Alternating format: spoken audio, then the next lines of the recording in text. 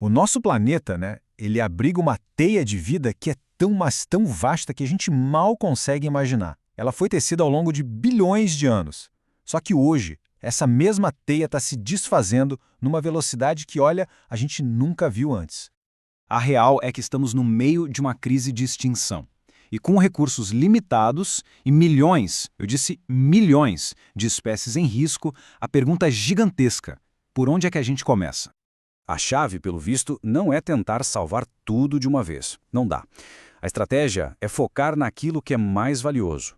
A resposta está em achar as formas de vida que são absolutamente únicas e, por isso mesmo, insubstituíveis. Ok? Então vamos mergulhar nisso. Para a gente conseguir proteger a vida, primeiro a gente precisa concordar no que exatamente estamos medindo. E o conceito central para isso tudo é a tal da biodiversidade. Na sua forma mais básica, mais direta. Biodiversidade é isso aí, a variedade de espécies num lugar. É basicamente uma contagem. Quantos tipos diferentes de vida a gente consegue encontrar em um único pedaço de terra ou de mar. Simples assim. Mas claro, essa ideia simples em uma camada bem mais profunda. Uma visão mais completa, como a da ONU, entende a biodiversidade como o resultado de bilhões de anos de evolução. Sabe? Moldada por forças da natureza e cada vez mais pelas nossas próprias ações. E essa perspectiva muda completamente o jeito como a gente enxerga o problema. E isso nos leva a um desafio, assim, colossal. Se biodiversidade tem a ver com o número de espécies, então a pergunta óbvia é: quantas espécies existem, afinal? Parece uma pergunta super fundamental, né? Mas a verdade é que até hoje a resposta exata, ela meio que escapa da gente. Quantas espécies realmente estão compartilhando o planeta conosco agora?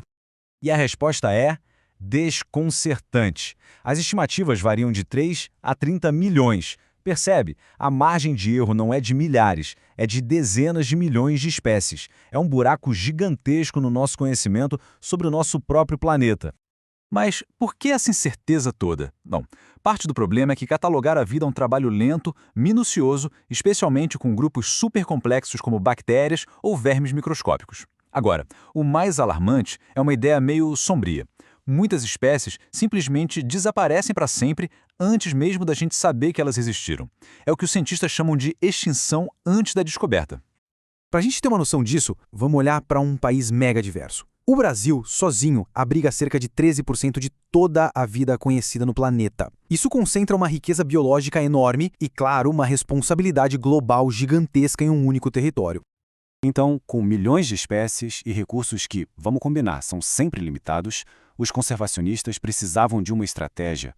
Não dá para estar em todo lugar ao mesmo tempo. E isso nos leva ao conceito de hotspots. A ideia que foi proposta pelo ecologista Norman Myers é brilhante de tão simples. Um hotspot de biodiversidade precisa cumprir 2 critérios bem rígidos. Primeiro, ter uma quantidade absurda de vida única, pelo menos 1.500 espécies de plantas que não existem em nenhum outro lugar do mundo. E segundo, estar sob uma ameaça gravíssima, já tendo perdido mais de 75% da sua vegetação original. E aqui a gente vê o poder dessa estratégia. Existem 25 desses hotspots no mundo. Juntos, eles ocupam uma área minúscula, só 1,4% da superfície da Terra. Só que nesse espacinho, eles abrigam uma fatia gigantesca da vida do planeta. 44% de todas as espécies de plantas e 35% de todos os vertebrados. É uma concentração de vida única e ameaçada que é impressionante. E trazendo isso de volta para o nosso quintal, para o Brasil, o país abriga 2 desses hotspots globais, a Mata Atlântica e o Cerrado. Ambos são exemplos perfeitos da definição, incrivelmente ricos em vida que só existe ali e, ao mesmo tempo, terrivelmente ameaçados.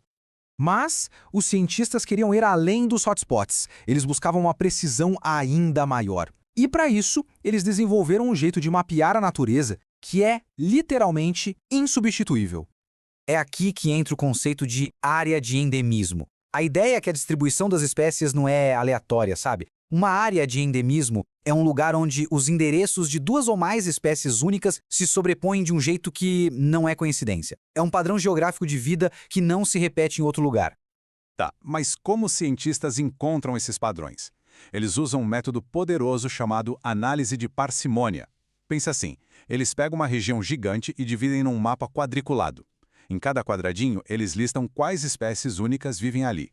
Com esses dados, um computador cria uma espécie de árvore genealógica. Só que em vez de ligar pessoas, ele liga os lugares. Os galhos que se juntam nessa árvore mostram exatamente essas áreas especiais de vida insubstituível. E o resultado é um mapa como este aqui. Quando aplicaram esse método na bacia amazônica, os cientistas descobriram 8 grandes áreas de endemismo. Lugares como Napo, Imeri, Guiana. Cada um deles é como se fosse um capítulo único na história da evolução da Amazônia, com seu próprio elenco de personagens biológicos que não se encontram em mais nenhum lugar. E aí vem um ponto crucial. Por que essas técnicas de mapeamento tão precisas são tão urgentes? Para que tanta pressa? É porque essas áreas únicas estão enfrentando uma avalanche de ameaças. A destruição de habitats é a campeã, mas tem também a introdução de espécies invasoras, o contrabando, a caça e pesca predatórias, a contaminação. Cada uma dessas pressões empurra as espécies que só existem ali para mais perto do abismo. E a urgência, olha, não dá para exagerar. Espécies sempre desapareceram, isso faz parte da história da vida. O problema é a velocidade. As taxas de extinção hoje são até 100 vezes maiores do que o ritmo natural do planeta.